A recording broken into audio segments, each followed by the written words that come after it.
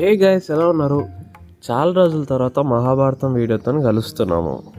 So ఇంకెక్కడా delay లేకుండా direct ఎపిసోడ్లోకి వెళ్ళిపోదాం. లాస్ట్ ఎపిసోడ్లో ఆది పర్వం ముగిసింది. ఇంకా ఈ ఎపిసోడ్ నుంచి మహాభారతంలో రెండో పర్వమైన సభా పర్వం స్టార్ట్ అవుతుంది.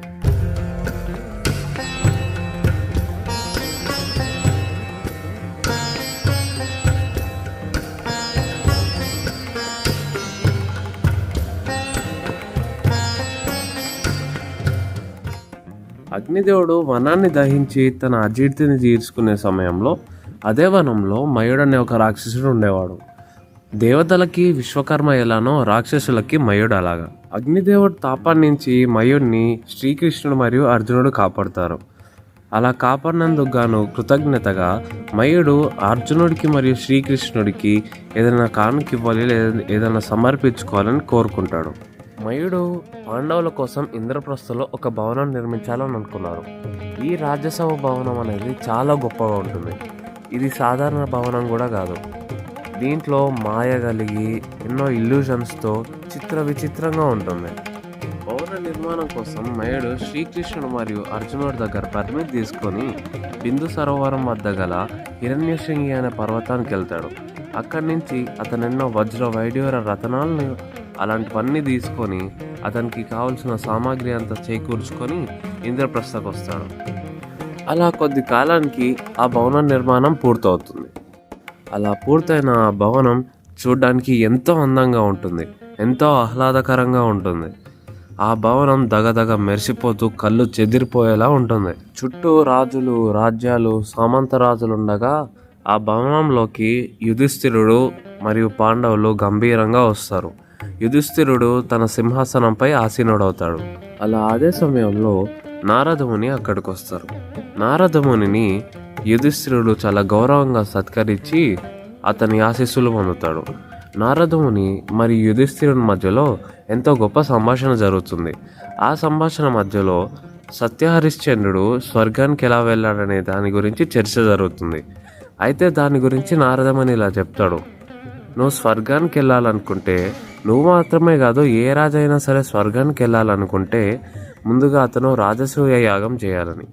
నారదుడు రాజసూయ యాగం గురించి చెప్తూ ఇలా హెచ్చరిస్తాడు: రాజసూయ యాగం చేసేటప్పుడు చిన్న స్వల్ప దోషం ఉన్నా, అంటే ఎంత మైనర్ మిస్టేక్ ఉన్నా సరే బ్రహ్మరాక్షసులు వాటిని అబ్జర్వ్ చేసి నీ రాజ్యం పైన లేదా ఈ భూమిపైన యుద్ధం చేయడానికి ప్రయత్నిస్తారు.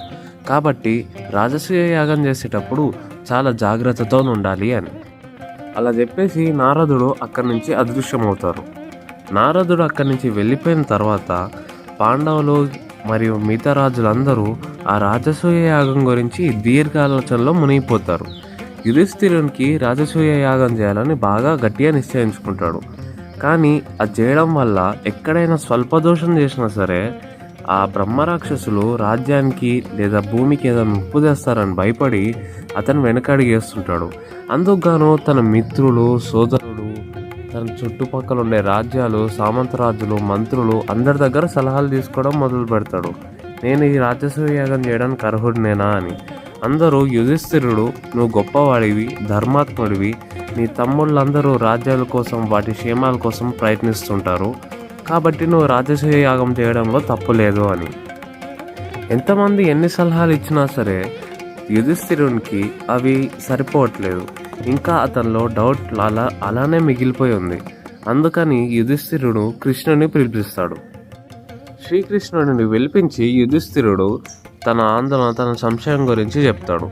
అది విన్న శ్రీకృష్ణుడు ఇలా అంటాడు: బాబా, నువ్వు రాజసూయ యాగం చేయడానికి అర్హుడివే, కానీ నువ్వు రాజసూయ యాగం చేసే ముందు నువ్వు చక్రవర్తి అయి ఉండాలి అని. చక్రవర్తి అంటే కింగ్ ఆఫ్ కింగ్స్ అన్నమాట, అంటే రాజులకే రాజు. చక్రవర్తి అవ్వాలంటే ఏం చేయాలి అని యుధిష్ఠిరుడు శ్రీకృష్ణుని అడుగుతాడు. అందుకని కృష్ణుడు ఇలా చెప్తాడు: నువ్వు చక్రవర్తి అవ్వాలంటే ముందుగా జరాసంధుని వధించాలి. జరాసంధుడు ఒక గొప్ప రాజు. అతడు ఎంతో బలశాలి, గొప్ప వీరుడు మరియు యోధుడు. అతడు నా మామైన కంసుడికి మామ, అంటే అతని కూతుర్ని నా మామ కంసుడు పెళ్లి చేసుకున్నాడు. ఎప్పుడైతే నేను కంసుడిని హతమార్చానో అప్పటి నుంచి జరాసంధుడు నా భద్రశత్రువు అయిపోయాడు. నేను ఎక్కడికి వెళ్ళినా నన్ను ప్రశాంతంగా ఉండనివ్వట్లేదు జరాసంధుడు. అంతేకాకుండా జరాసంధుడిని అంత సులువుగా హతమార్చలేము. జరాసంధుడిని హతమార్చాలంటే ద్వంద్వ యుద్ధంలో మాత్రమే చేయగలము. జరాసంధుడు యాదవులందరినీ హతమార్చాలని కంకణం కట్టుకొని ఉన్నాడు. నేను అతని దగ్గర నుంచి తప్పించుకొని రాజ్యాన్ని మారుస్తూనే ఉన్నాను. చివరకు ఒక చోటుకి వెళ్ళి అక్కడ మధురాన్ని స్థిరపరిచాను. ఇప్పుడు ప్రశాంతంగా ఉన్నాం. అది విన్నాక యుధిష్ఠిరుడు కొంచెం ఆందోళనలో పడిపోయాడు. శ్రీకృష్ణుడు అంటే మహాత్ముడే ఓడించలేని జరాసంధుడిని మేము ఎలా ఓడిస్తాము అని. అందుకుగాను అర్జునుడు మరియు భీముడు జోక్యం చేసుకొని, భ్రాత లేదా సోదర, మేమున్నాము. మేము ఇంతవరకు ఏ యుద్ధంలో ఓడిపోలేదు. వెనుదిరగడం అనేది యోధుడికి తగినది కాదు. మేము ఖచ్చితంగా వెళ్ళి జరాసంధుడిని హతమార్చొస్తాము అని ధైర్యంగా చెప్తాడు. అందుకుగాను యుధిష్ఠిరుడు ధైర్యం పుంజుకొని శ్రీకృష్ణుడిని, అర్జునుడిని మరియు భీముడిని మగధకి పంపిస్తారు. మగధ రాజ్యం జరాసంధుడి రాజధాని. అలా వెళ్తుండగా శ్రీకృష్ణుడు జరాసంధుని పూర్వగతం అంతా చెప్తాడు. ఒకప్పుడు బృహద్రథుడు అని ఒక రాజు ఉండేవాడు. అతడికి 2 భార్యలు. కానీ ఎన్నో సంవత్సరాలు గడిచినా అతనికి మగ సంతానం లేదు. అందుకుగాను ఒకనాడు అతను ఒక ఋషి దగ్గరికి వెళ్ళి తన విన్నపాన్ని విలపించుకోగా, ఆ ఋషి సమాజ స్థితిలోకి వెళ్తే ఆ స్థితి నుంచి ఒక మామిడి చెట్టు బయటకు వచ్చి ఆ చెట్టు నుంచి ఒక మామిడి పండు అతని చేతిలో పడుతుంది. అప్పుడు ఆ ఋషి మళ్ళీ బయటికి వచ్చి ఆ మామిడి పండు అతనికి ఇచ్చి, దీన్ని నీ భార్యకి తినిపించు అని చెప్తాడు. బృహద్రథుడు తన భార్యలకి ముందుగానే మాటిస్తాడు, ఇద్దరికి సమానమైన ప్రేమ ఏదున్నా సరే సమానంగా పంచుతాను అని. అందుకుగాను ఆ మామిడి పండును కూడా సగానికి కోసి వాళ్ళిరువురికి ఇస్తాడనమాట. బృహద్రథుని 2 భార్యలు ఆ మామిడి పండ్లు తింటారు. అలా తిన్న తర్వాత కొంతకాలానికి వారు గర్భం దాల్చి ప్రసవ సమయం వస్తుంది. ఎప్పుడైతే వారు ప్రసవిస్తారో ఇరువురు చెరు సగం, అంటే ఒకరి దగ్గర ఇంకో సగం, ఇంకొకరి దగ్గర ఇంకో సగం బాడీకి జన్మనిస్తారు అనమాట. లైక్ ఒక కాలు, ఒక చెయ్యి, ఒక కన్ను, ఇలా సగం సగం బాడీకి జన్మనిస్తారు. అది చూసిన బృహద్రథుడు ఎంతో కృంగిపోతాడు. ఆ 2 భార్యలు కూడా చాలా బాధపడతారు. ఇంకా చేసేదేమీ లేక ఆ శిశువుని తీసుకెళ్ళి ఎక్కడో రాజ్యానికి దూరంగా పడేస్తారు. అలా పడి ఉన్న మృతదేహాన్ని అక్కడే ఆకలితో తిరుగుతున్న జరా అనే రాక్షసి చూస్తుంది. ఆ శిశువు దగ్గరికి వెళ్ళి అక్కడున్న 2 ముక్కల్ని కలిపి జోడించగా ఆ 2 ముక్కలు కలిసిపోయి ఆ శిశువు ప్రాణం పోసుకుంటుంది. ఎంతో కాలం నుండి తన రాజ్యంలో ఉండనిస్తున్నందుకు బృహద్రథునికి కృతజ్ఞతగా జరా ఈ శిశువుని తీసుకెళ్ళి బృహద్రథునికి ఇస్తుందన్నమాట.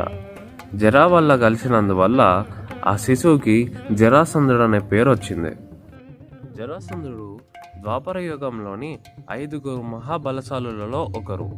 ఆ 5 మహాబలశాలులు ఎవరంటే భీముడు, దుర్యోధనుడు, జరాసంధుడు, బకాసురుడు మరియు కీచకుడు. అలా మగధ చేరుకుంటారు. మగధ చేరుకున్న తర్వాత శ్రీకృష్ణుడు, అర్జునుడు మరియు భీముడు జరాసంధుడిని ద్వంద్వ యుద్ధానికి ఆహ్వానిస్తారు. ఎంతో బలశాలి అని మిక్కిలి అహంకారంతో ఉంటాడు జరాసంధుడు. అందుకుగాను వారి ముగ్గురులో బలశాలి అయిన వారితోనే యుద్ధం చేస్తానని భీముడిని యుద్ధానికి పిలుస్తారు. అలా వారిద్దరి మధ్యలో యుద్ధం మొదలవుతుంది. వారిరువురు చాలా భీకరంగా పోరాడతారు. ఒకరిని మించి ఒకరు పోరాడుతూనే ఉంటారు. వాళ్ళ యుద్ధం దాదాపు 14 రోజుల వరకు సాగింది. అలా 14వ రాత్రి జరాసంధుడు కొంచెం అలసినట్టు అవుతారు.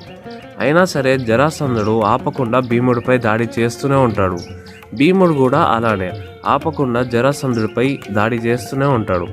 తిండి, నిద్ర, నీరు ఏమీ లేకుండా వారిరువురు అలా పోరాడుతూనే ఉంటారు.